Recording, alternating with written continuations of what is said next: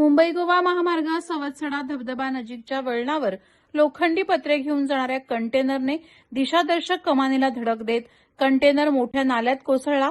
त्यातील चालक गंभीररित्या जखमी झालाय. गंभीररित्या जखमी झालेल्या चालकावर खासगी रुग्णालयात उपचार सुरू आहेत. दरम्यान चिपळूण पोलिसांनी घटनास्थळी धाव घेतली आणि महामार्ग मोकळा केला.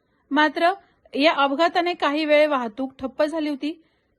हा अपघात सोमवारी रात्री 9च्या दरम्यान घडला.